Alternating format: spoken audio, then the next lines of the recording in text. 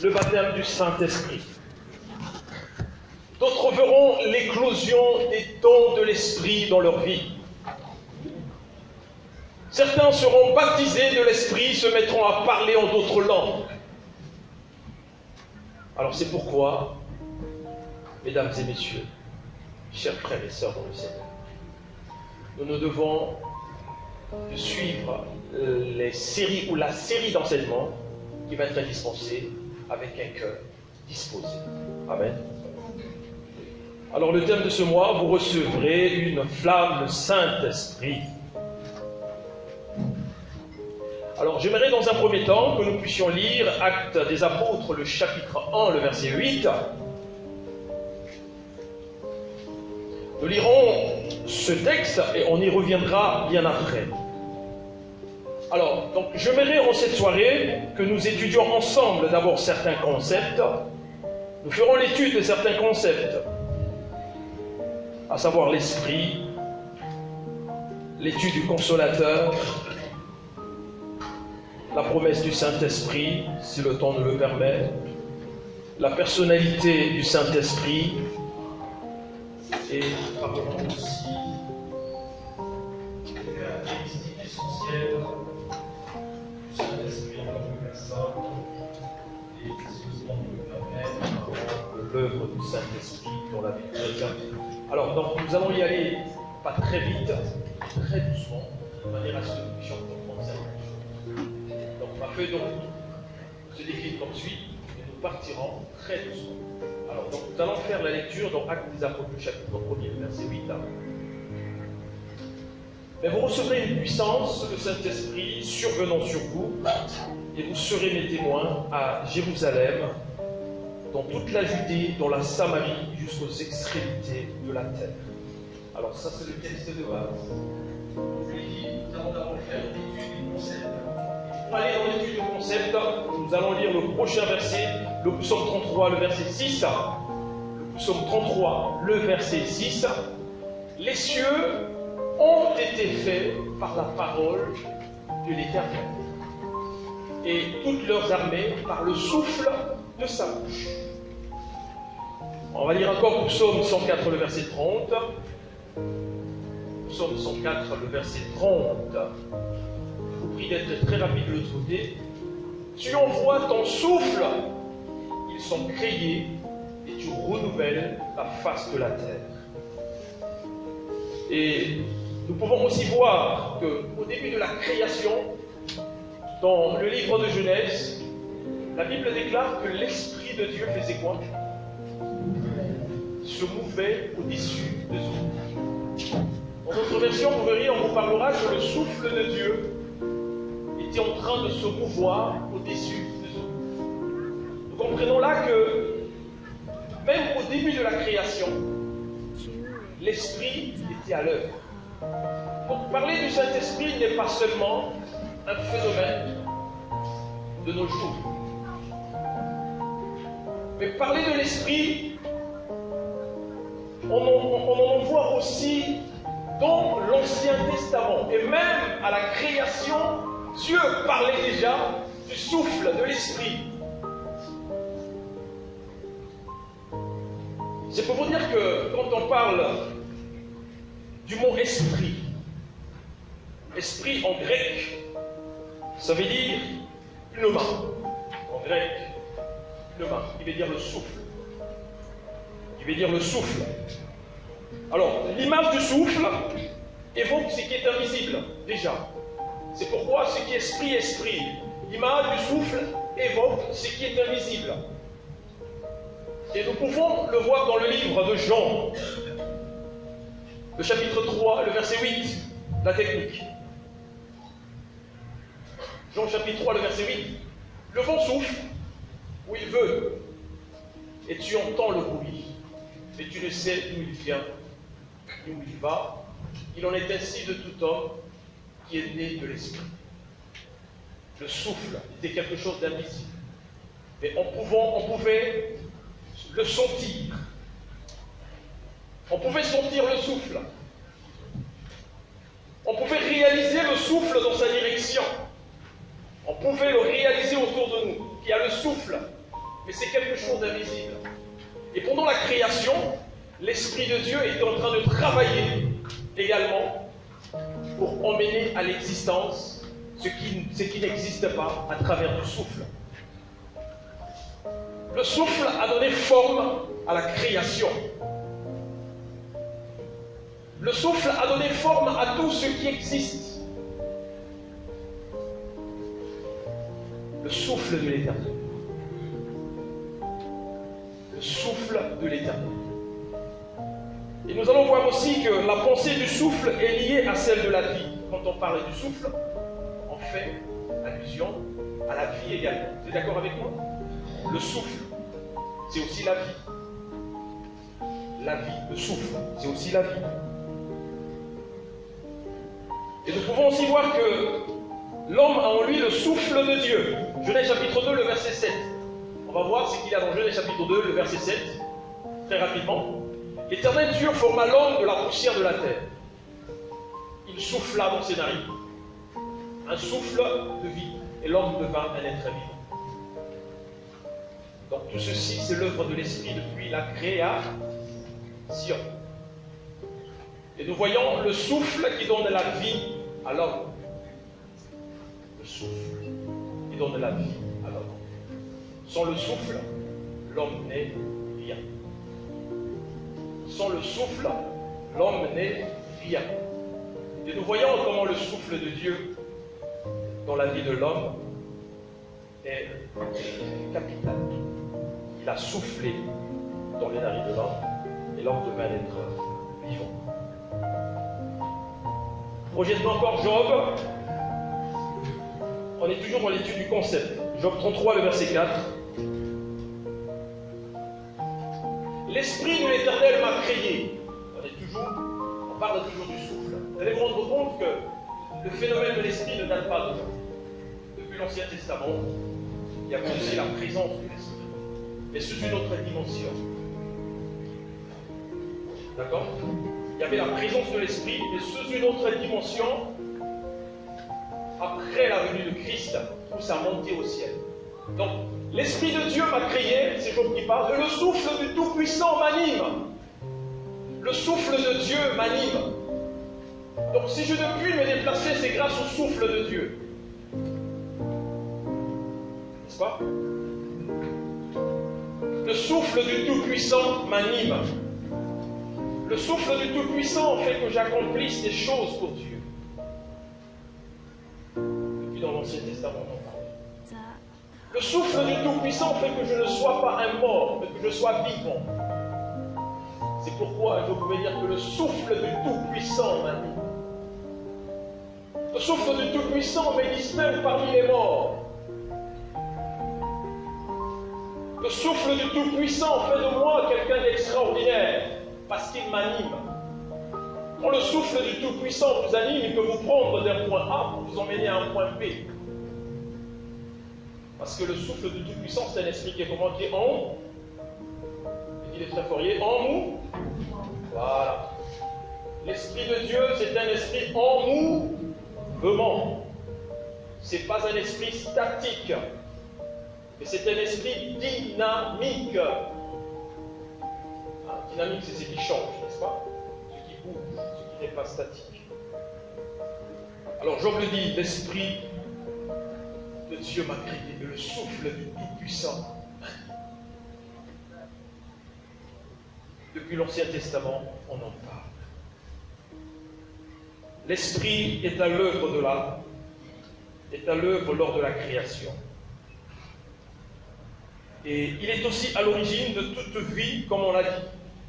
C'est pour dire que si Dieu retirait à lui son esprit et son souffle, toute chair expirerait ensemble et l'homme retournerait à la poussière. Si Dieu retire son souffle de l'humanité, toute l'humanité serait vouée au chaos. Les cadavres, on en comptera des milliers et des milliers. N'est-ce pas? Les cadavres vont changer partout parce que le Tout-Puissant a retiré son souffle. Donc c'est pour vous dire que le souffle est capital dans la vie, aussi bien sur le plan physique que sur le plan spirituel. Le souffle de Dieu est capital. Et ça l'était depuis l'Ancien Testament. Et Job, le chapitre 34, 14 et 15, remets-moi ça s'il te plaît. Il faut prendre les versets. L'Esprit de Dieu m'a créé, le souffle du Tout-Puissant m'a dit, s'il ne pensait qu'à lui-même, s'il retirait à lui son esprit et son souffle, continue, toute chair périrait soudain et l'homme rentrerait dans la poussière. Le souffle de Dieu donne un sens à toute chose. Le souffle de Dieu donne un sens à notre vie. Le souffle de Dieu donne un sens à toute végétation. Le souffle de Dieu donne un sens à toute la création.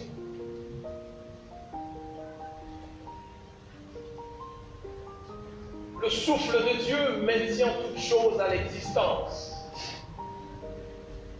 C'est pourquoi cela est écrit dans la parole du Seigneur.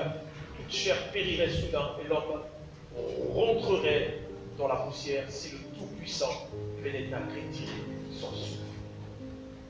Pneuma, le souffle, en grec. Souffle en grec.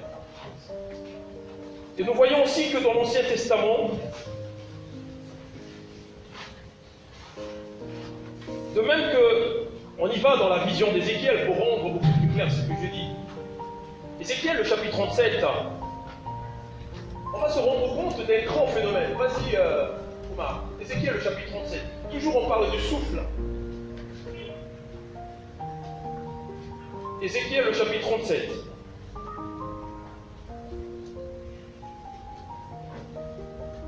Non, donne-moi le chapitre. On va se rendre compte que dans ce chapitre, on va parler d'ossements desséchés. Mais vous allez vous rendre compte que ces ossements vont revenir à la vie sous l'action de quoi? Du souffle. Le souffle va redonner vie aux ossements desséchés. Le souffle va redonner vie à ce qui était mort. Le souffle va redonner vie à ce qui était inexistant, et cela devint une grande armée pour Dieu. Le souffle de Dieu. C'est pourquoi, mes chers amis, la main de l'Éternel fut sur moi, et l'Éternel me transporta en esprit et me déposa dans le milieu d'une vallée remplie d'ossements.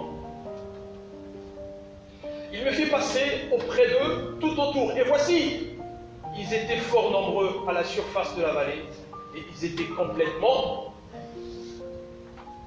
Je vous assure, il n'y a qu'une seule chose qui peut donner la vie, c'est l'Esprit. C'est pourquoi vous verrez par la puissance du Saint-Esprit, quelqu'un qui est atteint d'une maladie incurable, recouvrer la guérison. Il n'y a que le Saint-Esprit qui peut le faire. Un mort qui revient à la vie.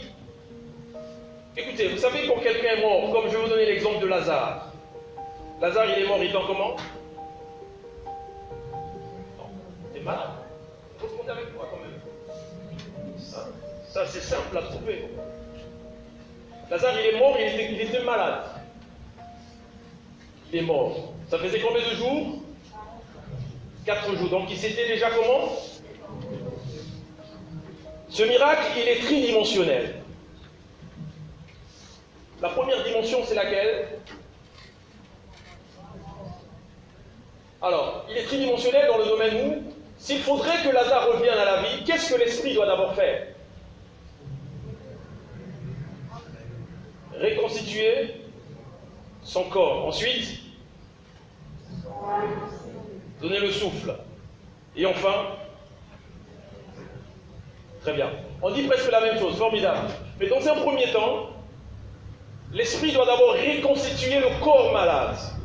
Il va dire au corps en décomposition, je t'ordonne maintenant à reprendre vie. Que toute pourriture soit changée en vie.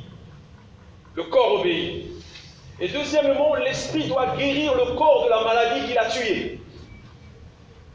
On est d'accord? Ah oui, parce qu'il est mort, parce que le corps était malade. Donc l'esprit doit guérir le corps de la maladie qui l'a tué. Et troisièmement, le souffle va ramener la vie dans ce corps. Donc quand Jésus a ressuscité Lazare, c'était une action de l'esprit. C'était une action de l'esprit. Parce que le souffle donne la vie à toute chose. C'est pourquoi en ce mois, je prie vraiment tout ce qui est mort en toi reprenne vie par la puissance du Saint-Esprit. Tout reprendra vie en toi. Et comme le sel contamine tous les aliments qui rentrent en contact avec lui, il en sera ainsi de toi qui contaminerait toute personne qui sera en contact avec toi par la puissance du Saint-Esprit. Le souffle de Dieu. Ils étaient complètement secs. Il me dit, fils de l'homme, ces eaux pourront-ils revivre? Je répondis, Seigneur éternel, tu le sais. Il me dit, prophétise sur ces eaux et dis-leur, ossements desséchés, écoutez la parole de l'Éternel. Ainsi parle le Seigneur l'Éternel à ces eaux. Voici, je vais faire entrer en vous un esprit et vous vivrez. Je vais faire entrer en vous mon souffle et vous allez vivre. Le souffle de Dieu. Et cela fut ainsi. Le souffle entra dans les ossements. Il y avait des cliquetis, hein, les os qui se... Ça revient à la vie. Hein. C'était phénoménal. Hein. Sinon, il y a de quoi fuir. Hein. Quand tu vois le cliquetis des os, là, ça revient à la vie. Il n'y a que le souffle qui peut le faire. C'est qui est extraordinaire. Continue. Je vous donnerai des nerfs. Oh, alléluia. Le souffle donne les nerfs à quelque chose de sec. Je ferai croître sur vous de la chair. Il n'y a que le souffle qui peut le faire. Il n'y a que l'esprit qui peut le faire. Je ferai croître de la chair, je vous couvrirai de peau, et je mettrai en vous un esprit et vous vivrez. L'église sans le souffle, l'église est morte. Une vie sans le souffle, c'est une vie vouée à l'échec. Écoutez, si vous n'avez pas le souffle de Dieu dans votre vie, vous n'accomplirez jamais des grandes choses. Non. Vous n'accomplirez jamais des grandes choses avec Dieu. Vous allez vous rendre compte le jour où Samuel a oint le jeune David, vous lirez que l'Esprit de Dieu, dès cet instant-là, l'Esprit de Dieu s'est saisi de lui. C'est ce que dit la parole de Dieu. Quand on a oint le jeune David, vous allez voir que la Bible déclare que l'Esprit de Dieu se saisit de lui. L'Esprit l'a saisi.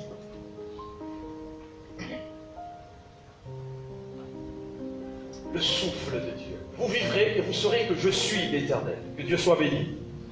Parce qu'il est l'Éternel, notre Dieu. Dans l'Ancien Testament, l'Esprit était sur certaines personnes. Pas sur tout le monde. Vous le savez? Qui est d'accord avec moi? On a l'étude biblique. Hein. Je ne suis pas là pour parler tout seul après rentrer chez moi. L'Esprit n'était pas sur tout le monde, vous le savez. L'Esprit n'était pas sur tout le monde dans l'Ancien Testament. Dans l'Ancienne Alliance, si vous voulez, l'Esprit n'habitait pas sur tout le monde, n'agissait pas sur tout le monde. L'Esprit, c'était une exclusivité d'une catégorie des gens ou de personnes. En premier, l'Esprit reposait sur qui? L'Esprit pouvait travailler sur qui en premier? Parlez comme si on est au confessionnal. Le prophète. Qui d'autre? Le sacrificateur. Qui d'autre? Le roi. Il y avait ces trois personnes-là qui avaient ce privilège d'expérimenter le souffle de Dieu dans leur vie. Ça, c'était dans l'Ancienne Alliance. Mais nous allons voir aussi que dans l'Ancienne Alliance, qui est une ombre des choses à venir, n'est-ce pas? Tout ce qui se pratique ou qui s'est fait dans l'Ancienne Alliance n'était que l'ombre des choses à venir. Et vous allez voir que ceci va être corrigé progressivement. C'est pour montrer que Dieu va inaugurer une ère nouvelle qui sera extraordinaire ou qui sera puissante à la précédente. Projette-moi, Omar, s'il te plaît, Nombre le chapitre 11, à partir du verset 16. L'Éternel dit à Moïse, assemble auprès de moi 70 hommes des anciens d'Israël, de ceux que tu connais comme anciens du peuple, et ayant autorité sur lui. Emmène-les à la tente d'assignation, et qu'ils s'y présentent avec toi. On continue. Donne-moi le verset suivant. Alors, je descendrai, et là, je te parlerai. Je prendrai de l'esprit qui est en toi, et je le mettrai sur eux, afin qu'ils portent avec toi la charge du peuple, et que tu ne la portes pas, toi seul. Je prendrai l'esprit qui est en toi, je le mettrai sur eux, dit la parole de Dieu. Emmène-moi le verset 26. Le verset 26. Il y eut deux hommes, l'un appelé Eldad et l'autre Médad, qui étaient restés dans le camp et sur lesquels l'Esprit reposa, et ils étaient parmi les inscrits, quoiqu'ils ne fussent point allés à la tente, ils prophétisèrent dans le camp. Le verset suivant. Un jeune garçon courut l'annoncer à Moïse et dit, Eldad et Médad prophétisent dans le camp. Et Josué, fils de Nun, serviteur de Moïse depuis sa jeunesse, prit la parole et dit à Moïse, mon Seigneur, empêche-les. Moïse lui répondit, es-tu jaloux pour moi, puisque tout le peuple de l'Éternel être composé des prophètes, et veuille l'Éternel mettre son esprit sur eux. Nous voyons là la première effusion de l'esprit du souffle dans l'Ancienne Alliance. Dieu a répandu le souffle. C'est comme l'expérience de la Pentecôte. Quand je vois ça, ça me rassure que vraiment c'est l'ombre des choses à venir. Dieu a répandu l'esprit sur ceux qui étaient autour de Moïse, 70. Il y avait certains qui n'étaient pas dans la tente d'assignation, qui étaient hors du camp. L'esprit s'est posé sur eux, ils ont commencé à prophétiser. Et Josué, tout fougueux qu'il était, il dit à Moïse, mais écoute, les autres ils commencent à prophétiser là. Moïse lui dit, mais qu'à cela ne tienne, ils n'ont qu'à prophétiser, que l'esprit soit sur eux aussi. Et ça nous projette déjà dans l'ombre des choses à venir. Que la deuxième alliance sera beaucoup plus forte. L'esprit ne se reposera pas sur un seul individu, comme le prophète, ou le sacrificateur, le roi. Mais dans l'ancienne alliance, ça nous annonçait qu'il fera de nous un royaume des sacrificateurs. Ça veut dire que chacun porte sur lui le souffle de Dieu. Ça veut dire que chacun opère avec le souffle de Dieu. Ça veut dire que chacun peut prophétiser. Alors ce soir, ce mois, c'est un mois extraordinaire. Tu vas expérimenter la puissance de l'Esprit. Donc ça, c'est l'aperçu en ce qui concerne l'Ancien Testament. On est toujours dans l'étude des concepts. On est parti du souffle. On va étudier un autre concept encore. Nous sommes en train de poser les bases. Il ne s'agit pas pour nous de courir déjà dans le grand bain. Mais il faut poser les bases, savoir où nous quittions et où allons-nous. Amen. On va étudier un deuxième concept qui est très intéressant. Alors, je vais demander à la technique, à la régie, de me projeter Jean au chapitre 14, à partir du verset 15. Nous avons étudié le souffle, du grec pneuma, qui veut dire le souffle. L'image du souffle qui évoque la vie. On va étudier le deuxième concept à partir de ce chapitre. Si vous m'aimez, gardez mes commandements. Je continue. Et moi, je prierai le Père, il vous donnera un autre consolateur, afin qu'il demeure éternellement avec vous. Verset 17. L'esprit de vérité que le monde ne peut recevoir parce qu'il ne le voit point et ne le connaît point, mais vous, vous le connaissez, car il demeure avec vous, il sera avec vous. Alors c'est Jésus qui parle à ses disciples. Moi, je prierai le Père, il vous donnera un autre consolateur. Un autre consolateur. Alors cet autre consolateur dont il est question ici, de quoi s'agit-il ou de qui s'agit-il? Ça parle du Saint-Esprit. Un autre consolateur. Et nous allons verser un mystère autour de ce passage qui va nous édifier profondément. Un autre consolateur. C'est Jésus qui dit, je prierai le Père, il vous enverrai un autre consolateur. Ici, l'expression spécifique pour un autre consolateur, du grec, quand on parle d'un autre consolateur, ça veut dire allos parakletos. Allos parakletos. Un autre consolateur. Alors, le mot parakletos veut tout simplement celui qui vient auprès d'eux. Il vient auprès d'eux, c'est pour assister.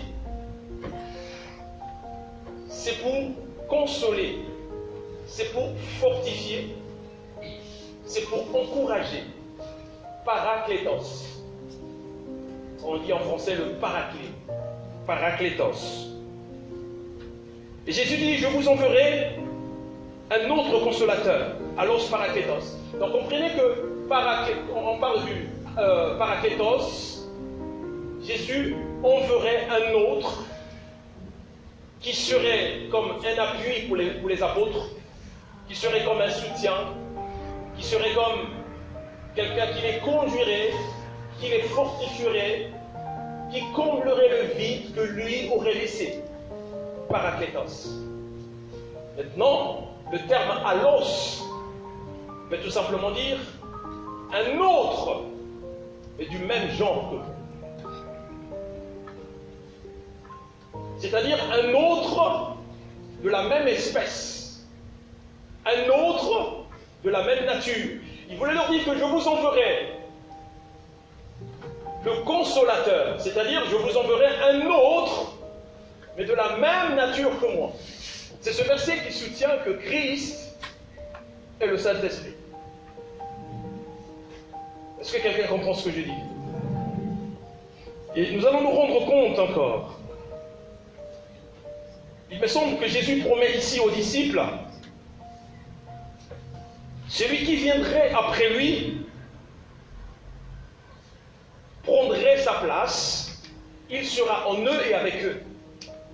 Mais on va se rendre compte que la promesse de l'Esprit, c'est une promesse que Christ a faite et que le Père a exaucée à l'issue de la prière de Christ. Parce que la Bible déclare, je prierai le Père.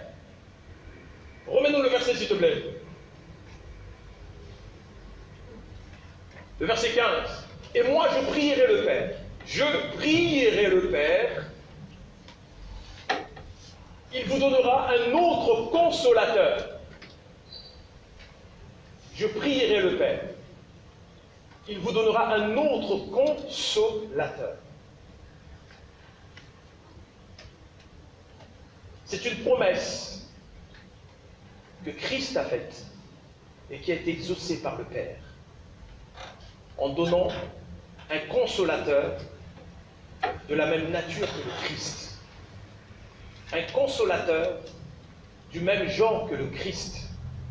Un consolateur de la même espèce que Christ. C'est pourquoi on parle de allos parakletos. Un autre, mais du même genre. La différence de allos, c'est... Qui connaît? Hein? Hétéros. C'est-à-dire un autre et d'un genre différent. Mais ici, la Bible parle de allos, ça veut dire un autre du même genre. Allos parakletos, qui est différent de hétéros, c'est-à-dire un autre d'un genre différent. Mais si on parle d'un autre, mais du même genre. Un autre de la même sorte, le Christ, le Saint-Esprit. C'est ça qui soutient que le Christ,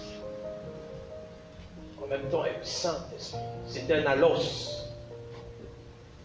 du même genre que le Saint-Esprit. Quoi qu'il soit parti, c'est lui qui serait avec eux. La Bible déclare, il ne parlera pas d'eux. Hein?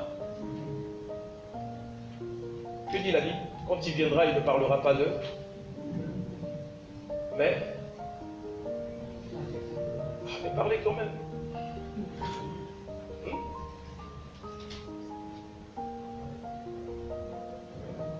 Il prendra tout ce qui est à moi. Il vous l'annoncera. Il ne parlera pas de lui-même. Ça veut dire que ce n'est pas un autre d'un genre différent. S'il était d'un genre différent, il parlera de... mais complétez au moins les phrases. C'est simple à comprendre ce que je veux dire. Hein? S'il était d'un genre différent, il parlera de lui-même. Alors, comme il est d'un genre ou du même genre, donc il prendra tout ce qui est à lui, et nous là, et ça soutient que Christ est le Saint-Esprit.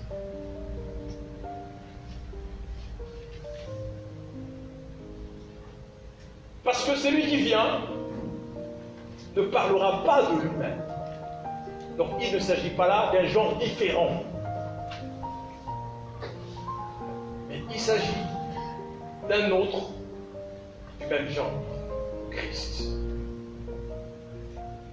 Alors donc il était pour nous très primordial de comprendre déjà les béabas en ce qui concerne le mot consolateur. Et Jésus voulait montrer aussi que celui qui viendra continuera à être pour les disciples tout ce que Jésus était pour eux. C'est ce qu'il voulait leur dire, que celui qui viendra, il continuera à être avec vous tout ce que moi j'ai été pour vous. Il fera avec vous tout ce que j'ai fait avec vous. Et encore mieux, vous en ferez plus grand encore. J'aimerais dire à quelqu'un que l'Esprit de Dieu ne te limite en rien. L'Esprit de Dieu ne te limite en rien. Et tu te vois devoir grand dans ton esprit. Parce que aussi longtemps qu'un homme se verrait petit dans son esprit, il ne saurait accomplir des grandes choses. L'Esprit nous a été donné, c'est pour que nous opérons dans l'illimité. Dans l'Ancienne Alliance, l'Esprit était limité. Vous verrez le prophète, avant de prophétiser, que doit-il faire? Ou comment doit-il s'y prendre? Priez. Il dit mieux.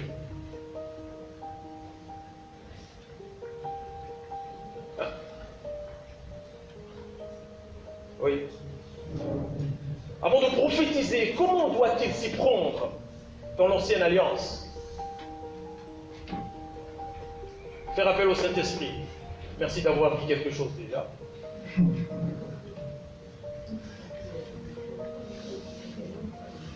On devait d'abord jouer de la harpe. avant que l'Esprit ne se saisisse de lui.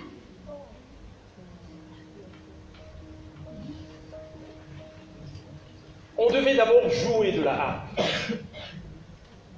avant que l'Esprit ne se saisisse de lui. Et à ce moment, l'inspiration vient et il se met à prophétiser.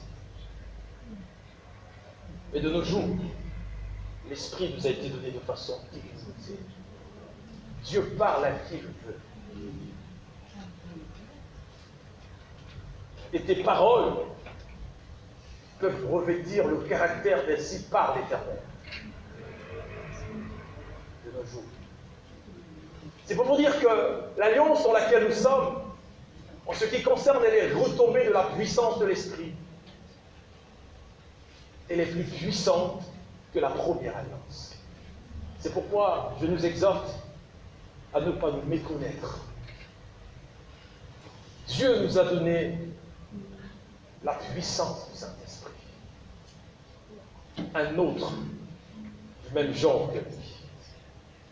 Un autre du même genre que lui. Alors, j'aimerais revenir sur quelque chose.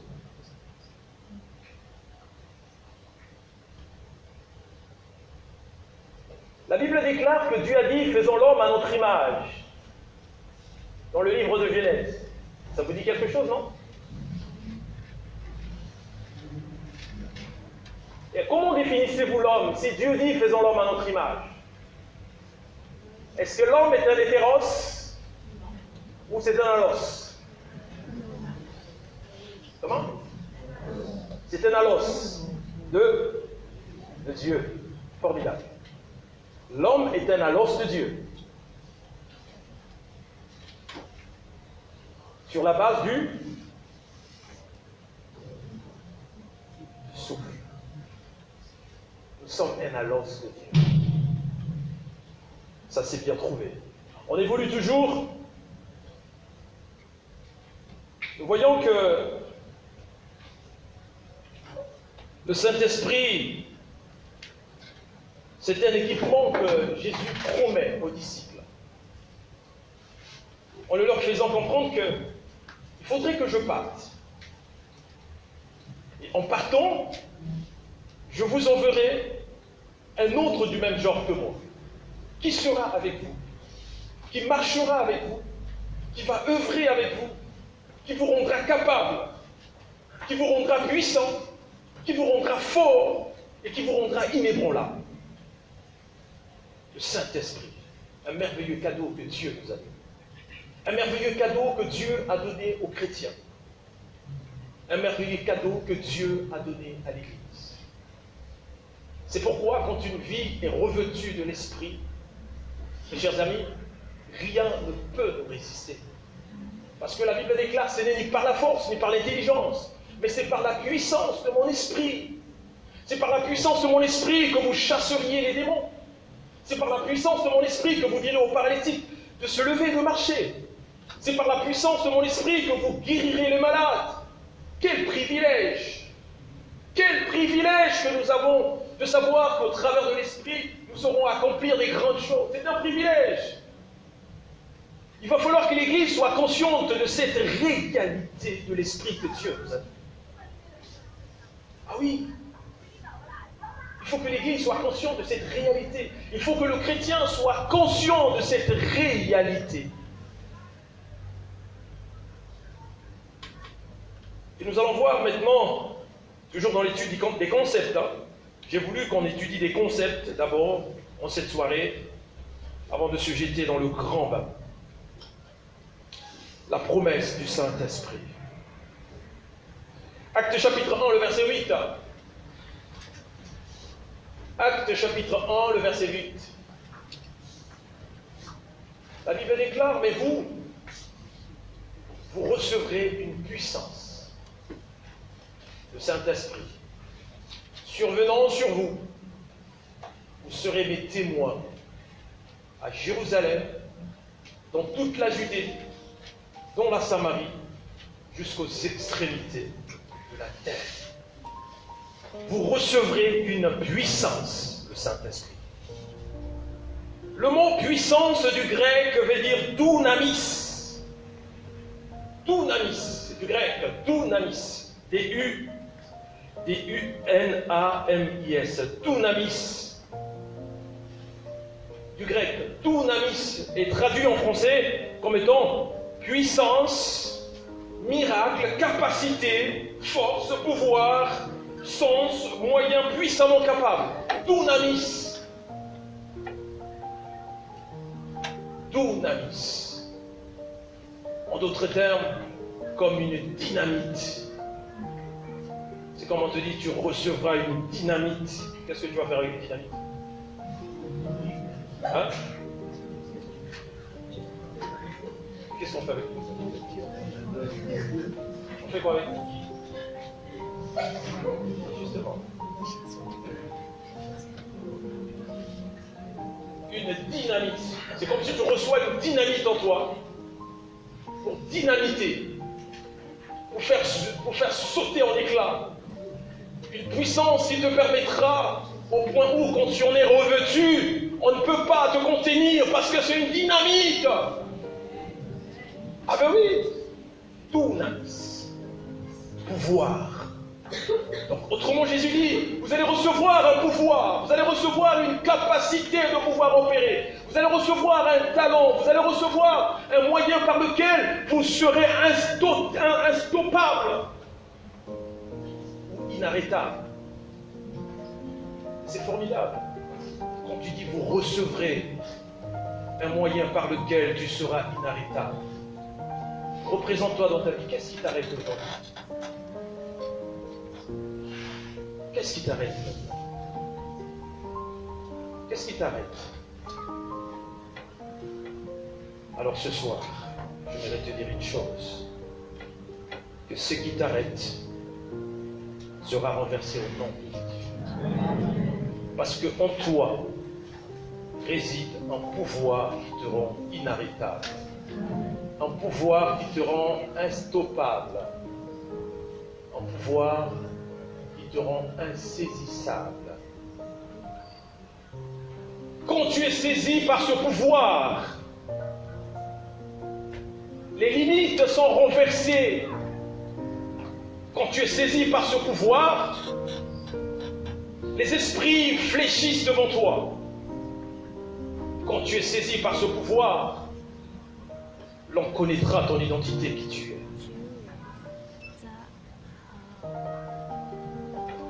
Le fou de Gadara a reconnu Jésus. Pas par son aspect physique, non. Il n'a pas reconnu Jésus, pas par sa tunique, pas par son aspect physique, non, pas par sa morphologie, non. Il a reconnu Jésus par l'esprit qui est en lui. En lui disant, qu'y a-t-il entre toi et moi? Qu'y a-t-il? C'est à cause de l'esprit qui est en lui.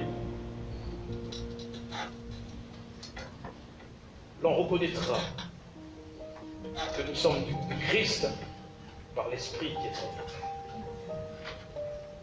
Nous aurons à opérer avec le même esprit. Dunamis, un pouvoir, une force, un moyen puissamment capable pour opérer. Et Jésus en fait la promesse que vous recevrez cela. Vous allez le recevoir. L'Église du Seigneur. Nous avons un très grand privilège qui nous a été fait par le Christ en nous donnant un tel équipement. J'aimerais t'exhorter en cette soirée de regarder de plus près, de reconsidérer la promesse du Saint-Esprit qui t'a été faite. Reconsidère cette promesse dans ta vie. Laisse-moi te dire que cette promesse n'a pas été faite seulement aux autres. Mais dans la Nouvelle Alliance, la promesse a été faite à tous. Et nous sommes dans l'accomplissement de ces choses. C'est pourquoi je t'invite à te mettre devant la prière. Ce soir, j'ai voulu introduire tout simplement. On va prier.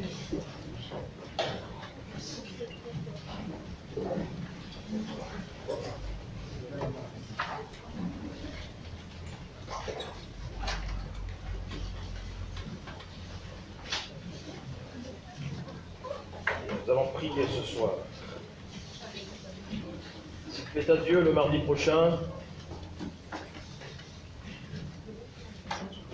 nous verrons le Saint-Esprit et les caractéristiques essentielles de sa personne. Comment est-il? Le Saint-Esprit, est-ce une force? Est-ce un simple souffle? Est-ce une personne? Est-ce quelque chose qui le caractérise? Et s'il plaît à Dieu, nous verrons aussi l'œuvre du Saint-Esprit dans la vie chrétienne, dans la vie croyante. Et ce soir, de par ces mots que nous avons appris, tu comprends par là que tu es un alliance de Dieu. Et nous comprenons aussi que Christ